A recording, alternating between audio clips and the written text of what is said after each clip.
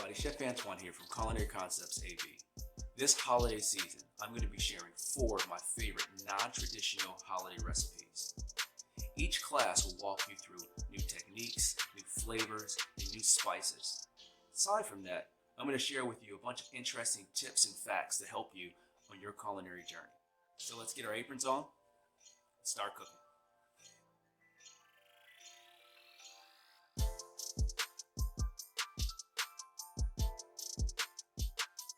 Hey everybody, Chef Antwon here. Welcome back for another episode of Alternative Holiday Cooking. So today I'm going to be sharing with you guys another one of my favorite go-tos for the holiday season, roasted butternut squash soup.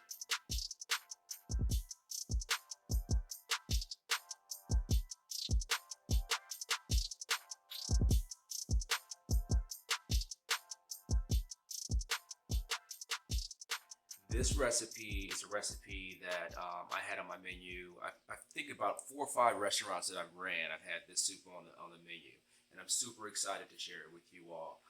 It's one of those things that has a really nice balance of sweetness and a really nice balance of savoriness. This recipe has everything from bananas to in-season apples to these amazing, I want to show you guys these amazing butternut squash that I got in from a local farm here in Virginia. I'm super excited to dive in. A lot of techniques, a lot of flavors, and we're going to have a lot of fun. So let's get ready to cook. Get your apron on. Let's go. All right, so we have everything set up here. One thing I always like to talk about before we start any class is the word mise en place. How many of you guys out there know what mise en place is? Raise your hand, raise your hand, raise your hand. So the word mise en place is a term that we use in the kitchen to pretty much say everything in its place. And that's the little translation, everything in its place. It's very important that before you start cooking that you take the time to review your recipe, review your ingredients, review your steps, and review what equipment you're going to need. Because having all of that prepared ahead of time is going to allow you an opportunity to move easier through the recipe and enjoy the process. You ever go in someone's kitchen and they're like running around with the chicken head with their head cut off, and then you feel inclined to say, "Hey, can I help?" And then they yell at you? Usually that's because they don't have their stuff together. So it's super important that you take the time before you start cooking. I know you're excited. I know you want to get it in the oven or you start pureeing and sauteing and do all that fun stuff. But before you get there, take the time to set yourself up for success. So let's kind of go over the lay of the land here and talk about a little bit about what we have here. So the first thing that I did here was I measured out all of my dry ingredients. So over here I have everything from my cardamom to my nutmeg to my cinnamon to my salt, and even my oil is measured out. That way I don't have to worry about how much I need. I know because I took care of it in the beginning. The second thing that I did was I got all of my ingredients laid out here in front of me. It's very important to have a plan. I'm working out of this container, and then I have another container that I'm going to be working onto. So it's super important that you have a plan for how you're going to flow with your prep. Another thing that I want to mention before we get started, make sure that you take the time to set your oven to 400. I have my oven behind me here. It's already set to 400 degrees. You want to already have it preheated so when you pop it in the oven, you don't have to wait for anything. So, all right, so let's go ahead and transition. We're going to start to dive into this recipe, and I'm going to teach you guys how to prep, cook, blend, and make an awesome soup. Okay, so the name of the soup is butternut squash soup. So the first thing that we should start with is the butternut squash. So notice here that I have these really cool small baby nuts butternut squash. It's not easy to find these in the stores. I'm going to be completely honest with you. The small ones is what I'm referring to. Typically when you get them, they're about yay big. They're pretty long. Hence the recipe calling for 3 cups of butternut squash. Unfortunately for me, I'm going to have to go through a couple of them to achieve that goal. So another tool that I have here ready is a measuring cup. So you want to make sure that you have the tools next to you, so again, you're not running around the kitchen. So one thing about the butternut squash that's interesting is that the butternut squash is in the pumpkin family. With any squash, the exterior is extremely hard. So you want to make sure that you have a sharp knife before you dive into cutting this. So I'm going to show you guys a couple tricks that we use in the kitchen to peel it and to get the butternut squash to where we want it to be. The first thing I'm going to do is cut the top off. I'm not going to go all the way down here. I'm going to go right here at the top and just take off that stem, like so. Rotating it on the bottom, I'm going to do the same thing and take off the bottom, like so. And what that's done is created a flat surface for me to work on, all right?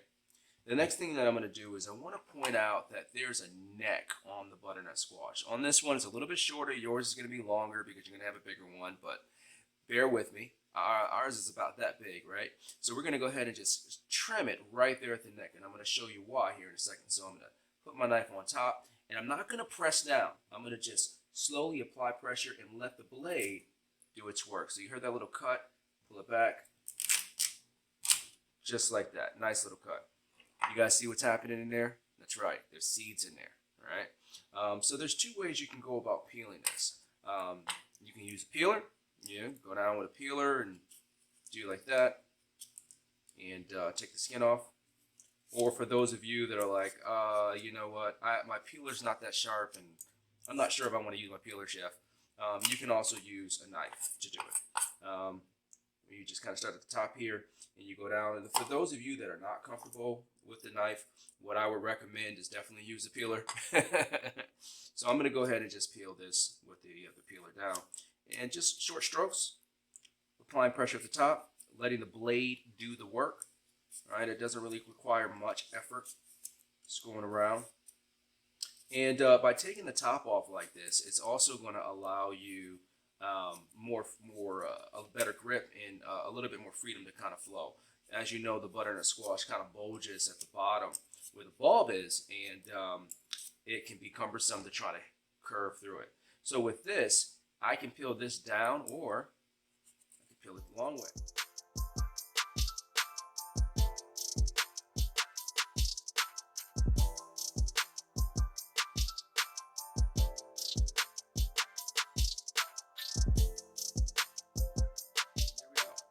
Everything, all of our skin off of our butternut squash, and we're ready to move on to the next phase. Now with this butternut squash, we're going to need to cut it into about a medium dice, and I'm going to teach you guys a little trick to be able to get that done. So what we're going to need for our next step is a spoon and a knife, right?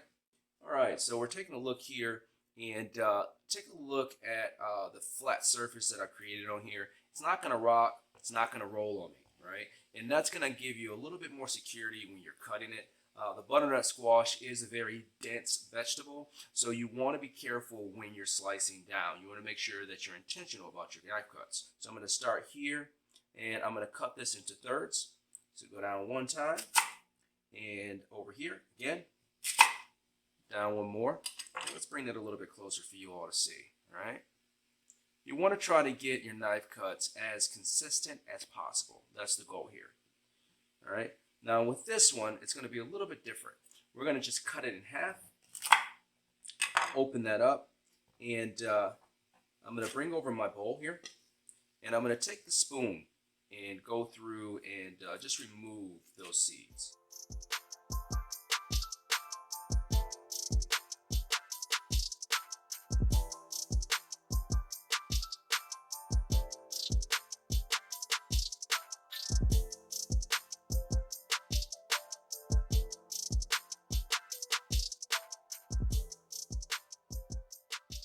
Now that I have this cut down in this size, I'm just going to go ahead and cut this in half again. Cut this in half again. And now I have it pretty much about the same size as the other squash here. So with these pieces here, you can literally just turn them on their side like so. And then I'm just going to go ahead and we'll do one piece at a time. And I'm going to cut it. Just breaking it down. And again, the name of the game is consistency. How consistent can we get each piece?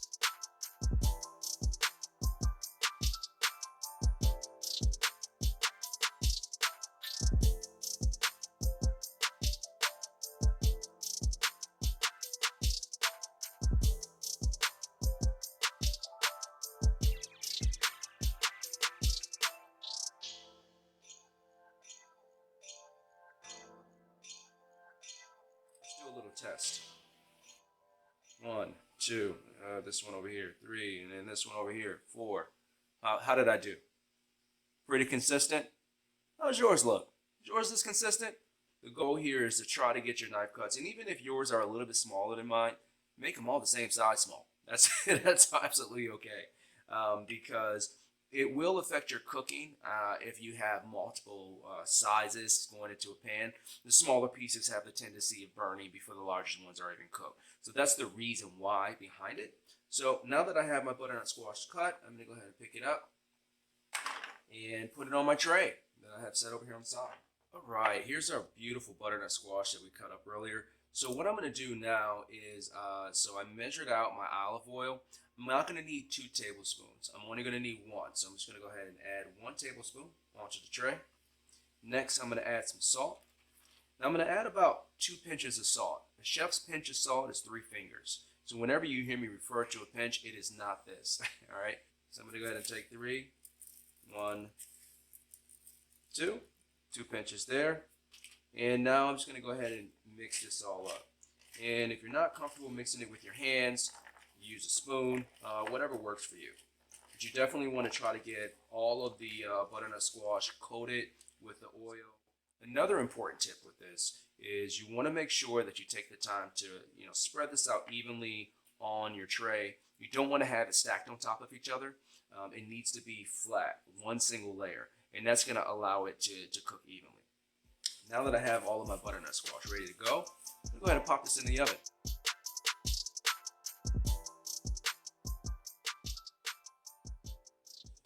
All right, let's move on to our vegetables. So in front of me here, I have our banana, our apple, our onion, our jalapenos, all of these great things. Where do I start? So many amazing things to cut. Well, what I'm going to do first is I'm going to start with the banana, because the banana is going to be added to the tray of butternut squash and roasted with it in the oven. So let's go ahead and start there.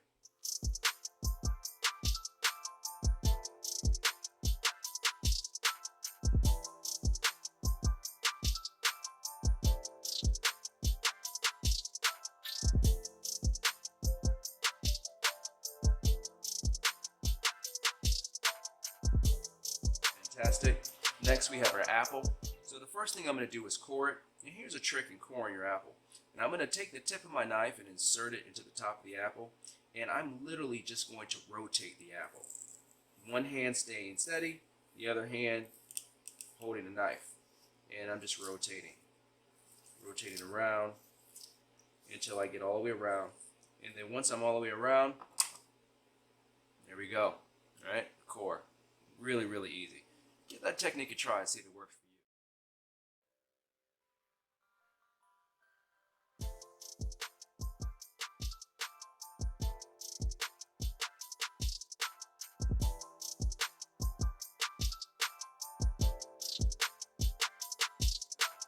Now that I have that off, I'm going to go ahead and cut my apple in half, like so, and then lay it on the side, down the middle, lay it on the side. And then I'm just going to line them up just like we did before. You're going to start to see that a trend with my technique that I use. And I'm going to just go ahead and cut that core right out.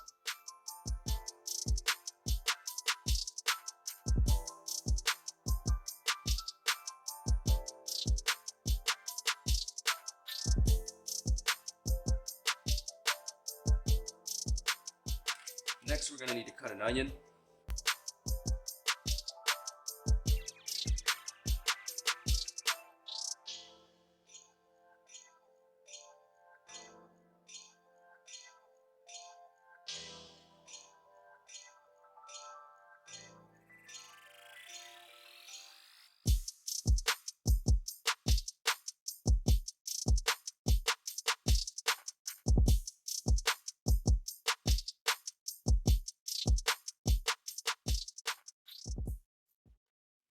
Beautiful. Now at this stage, I'm starting to smell my butternut squash. I can tell that it's starting to roast in the oven. I can also tell that it's the beginning stages. Use your senses when you're in the kitchen, right? Don't just rely on, oh man, the clock said it's time to pull it out. That's an important tool to use, but the most important tool that you have is your eyes, your nose, and your taste. So you want to just make sure you're using those to kind of help guide you through the process. So I know in about 2 minutes this is going to be ready to go. I'm going to open my oven and add my bananas on top, and then let those roast on top. But until then, we're going to keep the party going.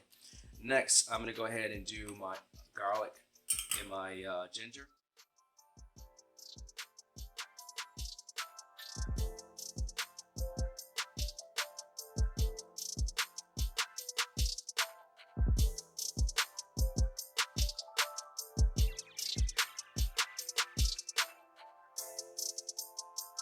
Next, we're going to need to do our garlic. And what I'm going to do is show you guys a little trick. Is I'm just going to take my hand and press down on it. A little bit of pressure. A little bit more. And look at that. They come right out. I'm going to need about roughly about 2 teaspoons of garlic. What you can do is measure it in a teaspoon, which will help you kind of navigate the exact amounts. So the next thing I'm going to do is just take my knife here on the side. A little pressure again.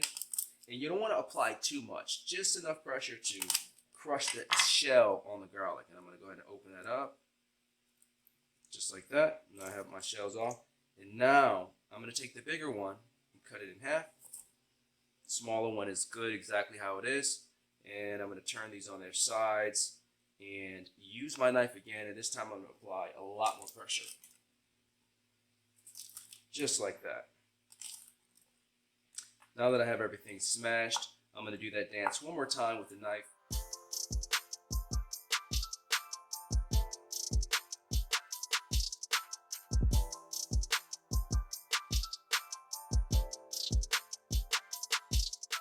We're going to go ahead and check our oven. Let's take a look at our butternut squash and see where it's at.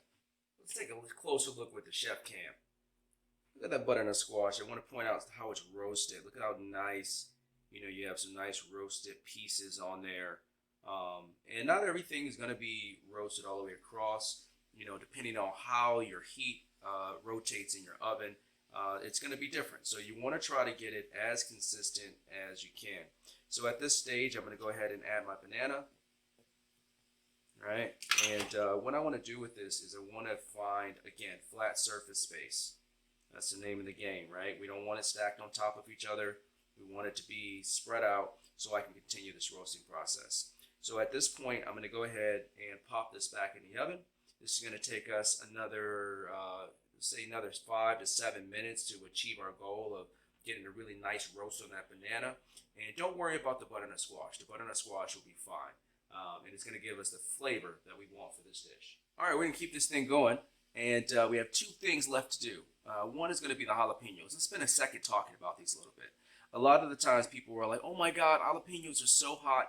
I want to point out that the source of the heat in the jalapenos are actually the seeds. All right, we have 2 things left to cut. The first thing that we need to cut still is the jalapeno. And I want to spend a second talking about it a little bit. So a lot of the times folks tend to steer away from jalapenos because of the heat. I'm going to show you something. Cut this in half. And notice that it has a ton of seeds in it. Look at that. Look at all those seeds that we have in there. That is the source of the heat in the jalapeno. So if you remove the seeds, you really kind of mitigate the possibility of something being over the top hot. So what I'm going to do here is a little trick that we do in the kitchen is we press it open like this, press down, and just ride down on the flesh and remove the seeds, like so. And we can go through and just do a nice dice.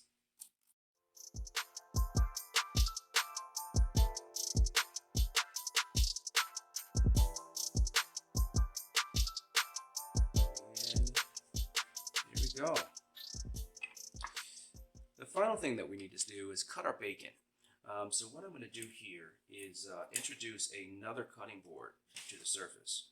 And the reason why I'm doing this and the reason why I cut the bacon last, we're working with raw bacon here, and I just don't want to run the risk of cross-contamination. So it's super important that you're conscious when you're working with raw product that either you do it first and change out your surface that you're working on, or do it last as I'm doing here, so we can just put this directly in the sink once we're finished with it. So I'm going to take my bacon over here on the cutting board. This is going to be a very simple process.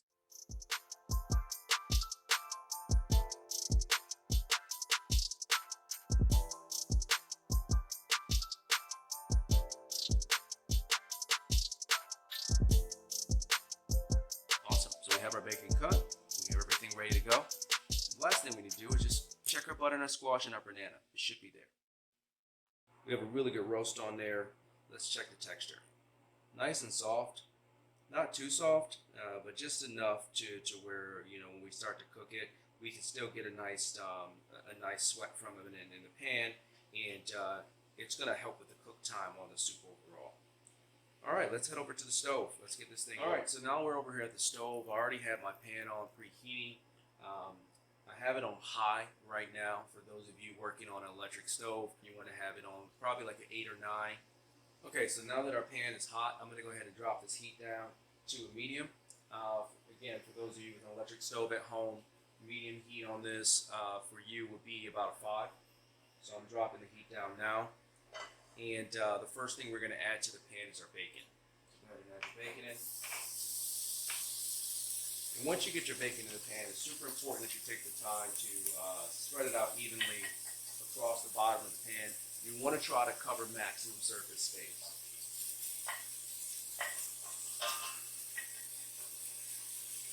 There we go. It's going to take you roughly about 5 to 7 minutes for this to caramelize, so don't worry about it. You don't want to have the heat too high because the edges of the bacon will burn before the bacon itself crisps up. So you want to make sure that you have just the right amount of heat. Typically a 4 or 5 will give you the amount of heat, just enough heat on there to get you to where it needs to be. Alright, so this has been going for about 3 minutes at this point. I want to pick up the pan and bring it a little closer for you guys to see. Notice that there's some stickage happening at the bottom. It's all nice and brown. That's called the fond. The fond in the pan is where the bacon, all the sugars in the bacon start to concentrate and all the flavor sticks to the bottom of the pan. That is going to add an abundance of flavor to the soup that we're going to make. So try not to burn it. If by chance you do burn the fond in the pan, you're going to have to remove the bacon, take the fat out, and just go into a clean pan.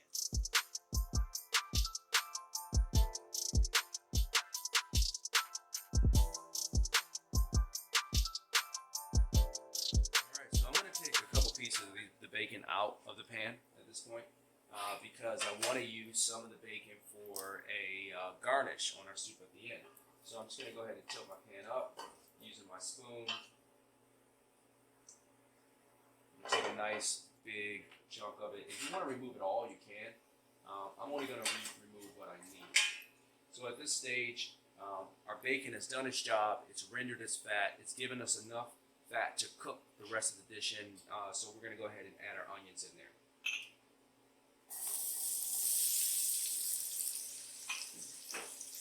Alright, so now one thing you're going to start to see as the onions start to cook, because we're cooking with a lower heat, the onions are going to cook using a different technique, which is called sweating. Sweating is exactly what that word sounds like. Your vegetables are going to start to perspirate, releasing their juices into the pan, which essentially is going to kind of create a steam. As the onions start to sweat, what we're going to do is use this wooden spoon to scrape the bottom of the pan, like so. And we want to pull up as much of that fond as you can get up. The name of the game here is to incorporate the fond into the onions.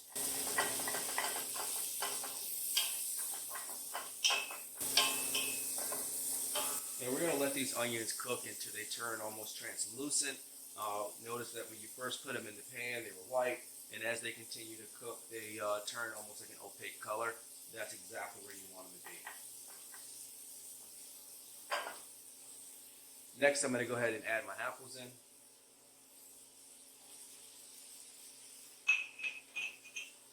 And the apples are going to do the same thing. The apples are going to start to release a little bit of their natural juices in there. What again is going to help you get that fond off the bottom. As you can see, I'm scraping. That fond is coming up nicely.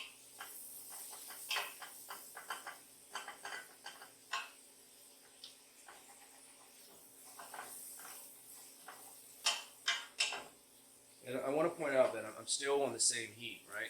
For those of you with an electric stove, that's about a 4 or 5. It's not too high, it's not too low. You want to have just enough heat on there to allow it to sweat. Anything over a 5 is going to change the cooking technique and it's going to turn into a saute. We're not trying to saute the vegetables here. We just want to soften them up so we can add the rest of the things in there and allow it to cook out evenly. Super important that as we're going through this that you're scraping the pan. Notice that I keep scraping different areas, key areas, using those natural juices to get that fond up. And you're gonna see as you pull the fond off the bottom of the pan, it's gonna create these almost like brown specks on your vegetables. That's absolutely normal. That's okay. It only becomes a problem when you're scraping the fond and it's burnt. If it's burnt and you're putting little black specks on everything, it's going to create a level of bitterness that's unpleasant. Okay, so now that we have let it cook out for a little bit longer, you're going to notice that there's more liquid in the pan now. Absolutely normal. That's where you want it to be. So at this stage, we're going to go ahead and add in our spices, our ginger, our garlic, and our jalapenos. So let's start from the back. Our garlic, ginger, jalapenos. I'm going to give that a stir first.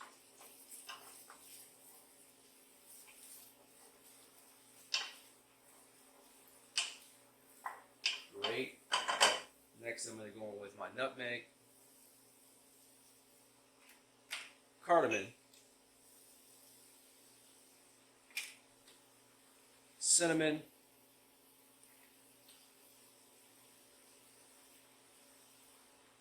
and my coriander was also in that container.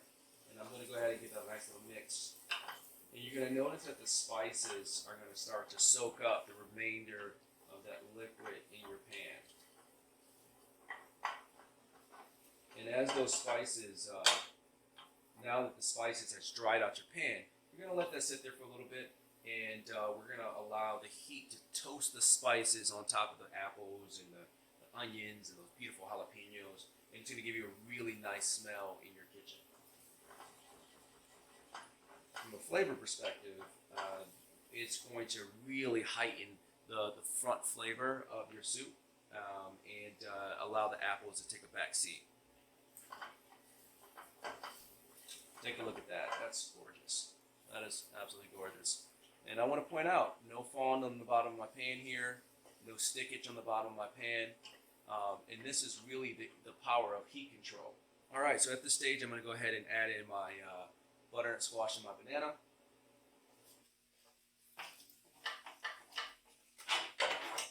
That. And get that a nice little mix, let it get all incorporated.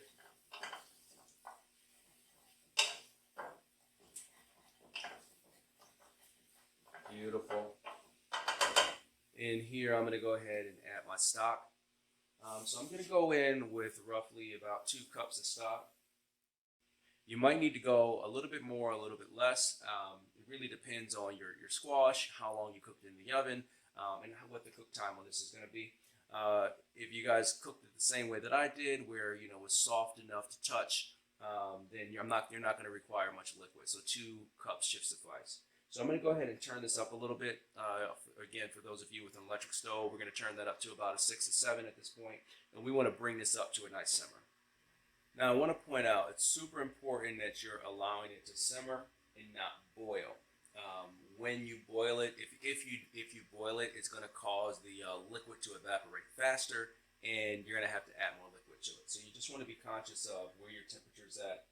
Right now, mine's on a 6 or 7. I'm going to go ahead and drop that back down once it comes up to a simmer, and drop that back down to a 4 or 5 for electric stove folks at home. And that's going to give me just the right amount of heat to simmer it. I'm not going to put a cover on this because I don't feel like it needs it, because again, most of our stuff is already cooked. If you were going from the raw state with your butternut squash, I would highly recommend adding a lid on there because it will extend your cook time.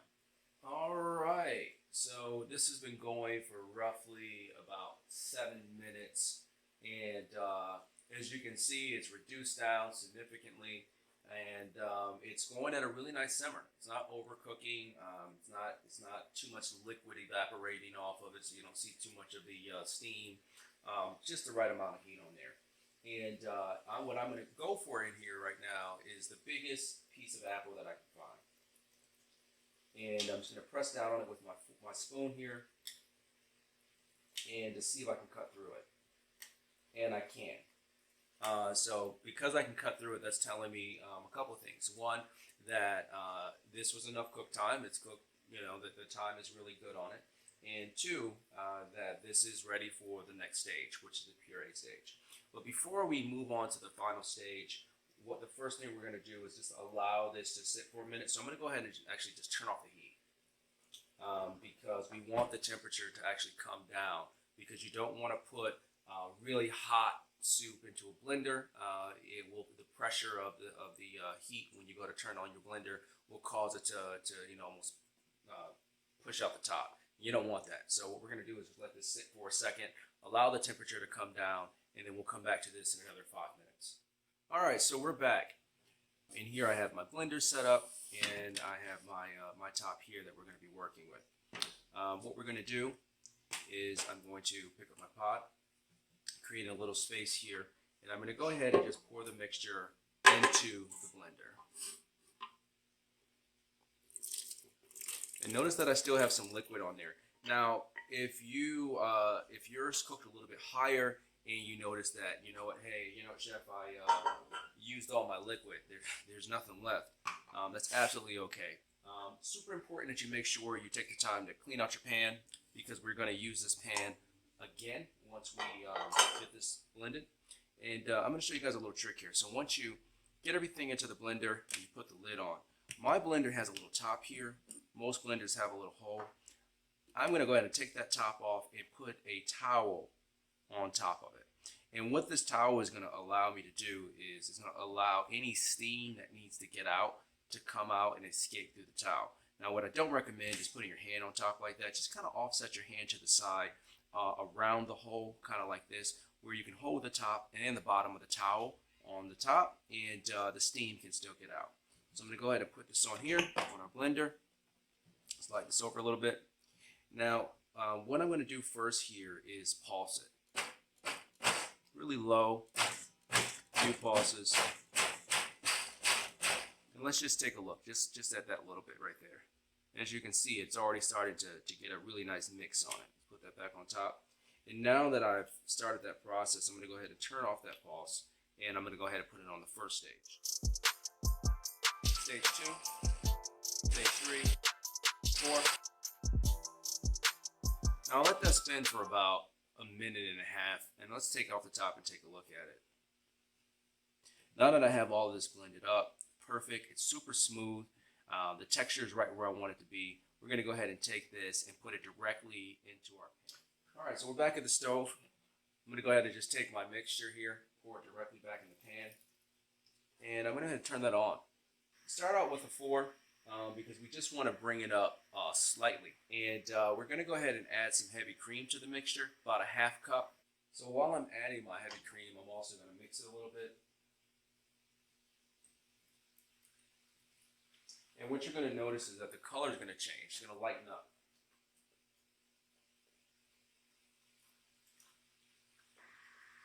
And now that we have everything that we needed in there, we're going to go ahead and taste this stage of it also.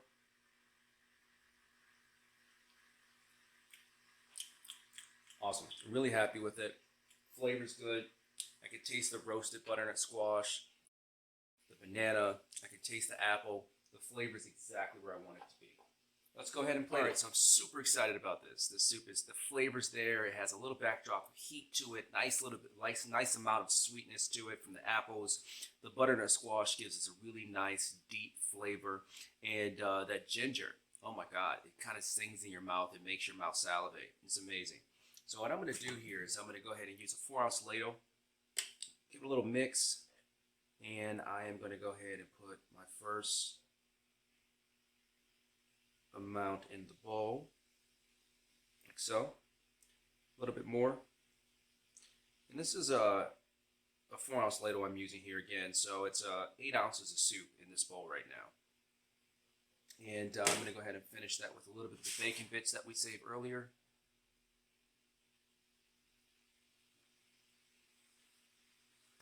And that's it. Really simple.